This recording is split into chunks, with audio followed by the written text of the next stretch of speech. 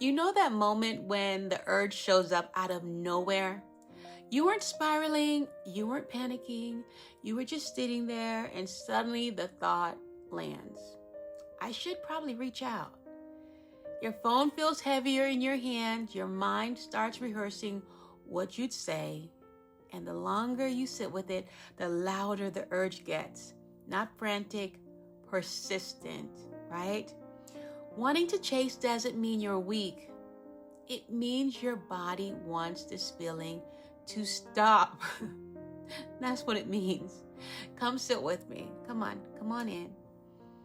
If you keep feeling that pull to reach, explain, or close the gap, and you're tired of undoing your own progress afterward, subscribe and stay here. This space is about learning how to stay seated in yourself.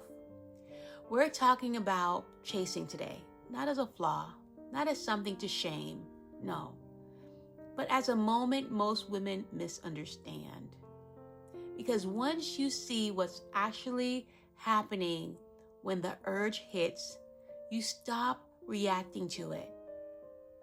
And when you stop reacting, your power stops leaking out of you. Walk with me through this. Come on, we'll do it together. Because chasing doesn't always look desperate. It doesn't. Most of the time, it looks reasonable. It's like sending a just checking in text message, right? Offering reassurance when no one asks for it. Explaining how you feel one more time. Softening your standards so things feel lighter. Reaching out because the silence feels heavy. You tell yourself, I'm just being open, or I don't want things to feel awkward, or you know what, I just want some clarity. But here's the truth most women miss. You're not chasing clarity. You're chasing relief. Relief from the tension, relief from the waiting, relief from not knowing. And your body believes moments like this will fix that, right? Think about it.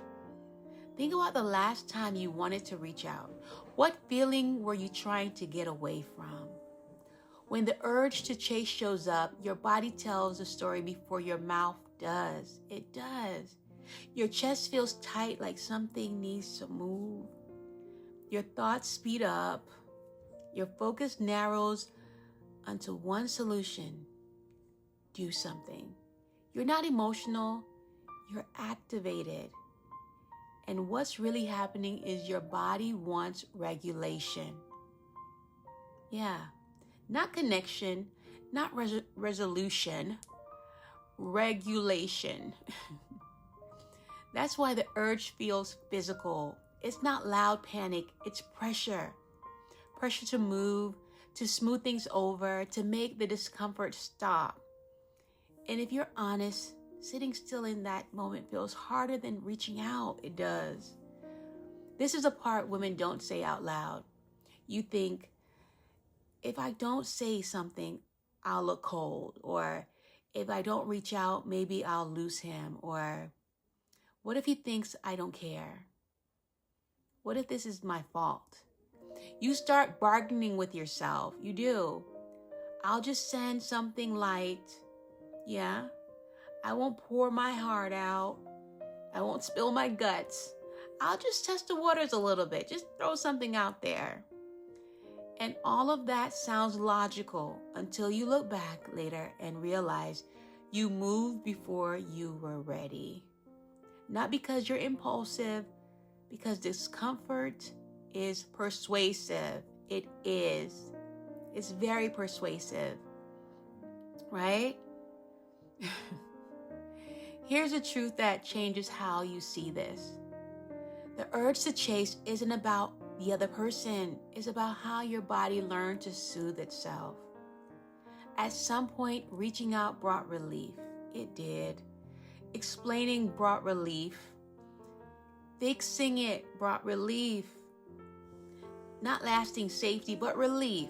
So your system learned. When tension shows up, move towards it. That doesn't make you needy. It makes you conditioned. And here's a shift. Just because something brings relief doesn't mean it brings respect, clarity, or safety. And that big word is respect, right? Many women were raised in environments and spaces where tension didn't resolve on its own, where silence meant something was wrong, where waiting meant being forgotten, where you learned to step in quickly to keep things steady. You didn't learn that from a book. You learned that by living inside of it.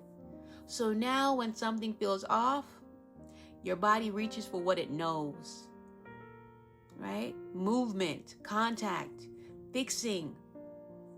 It's true. Not because you lack self-control, but because stillness once felt unsafe. It did. You're allowed to unlearn that. You are. Think about this.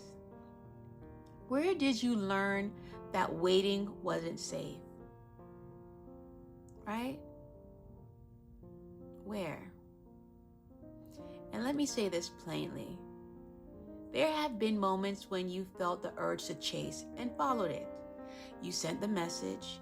You explained again. You stepped towards someone who wasn't stepping towards you. Not because you didn't know better, but because sitting with that feeling felt unbearable. It was miserable. That doesn't make you wrong. It means no one taught you how to stay with discomfort without turning it into action. And now you're learning. You're learning how to sit in it, right? So here's a thrown skill. How to sit in that without having the urge to collapse. This is what holding your center looks like, right? When the urge rises, you don't argue with it. You don't shame yourself. You don't suppress it. You sit. You notice the tight chest, the restless energy, the looping thoughts over and over again. And you tell yourself, I don't need relief right now. I need clarity. I can survive this feeling. And you stay. Not rigid, not cold, but present with yourself.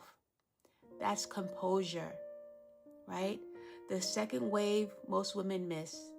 Here's a part that doesn't get talked about enough. Even after you don't chase, another wave comes. Doubt. You start thinking, was that the right move? Am I being too distant? What if this backfires? This is where most women cave. Not at the first urge, but at the second. That doubt. And this is where holding your center actually matters. Because growth doesn't feel confident at first. It doesn't. It feels unfamiliar. It feels strange, uncomfortable. It does. Right? But here's a contrast I want you to see clearly. Relief versus authority. Chasing feels active. It does. Holding your center, it feels quiet. Chasing promises relief. Holding your center builds authority. One calms the moment, the other changes the pattern. And the truth is, you don't lose connection by not chasing. You lose confusion. And here's the shift I want you to get. You're not someone who reaches for relief anymore. You let urges rise and fall. You trust yourself enough to stay still. You let clarity catch up before you move. That's not passivity. That's self-leadership. And people feel it even when nothing is said. Right? You don't chase to calm your body. You don't explain to create safety. You stay seated and let the urge pass. If you're ready to stop undoing your progress for momentary relief, subscribe before you go. Your calm deserves consistency. Next message is this: orientation. In the next message we're going to walk through is what happens after you don't chase. When life seems to test whether you'll fold or you'll hold it together. That moment reveals everything, right? Thank you again for being here, Queen. I appreciate you more than you know. Stay blessed, stay crowned, and go ahead and hit subscribe. I'll see you soon. Take care.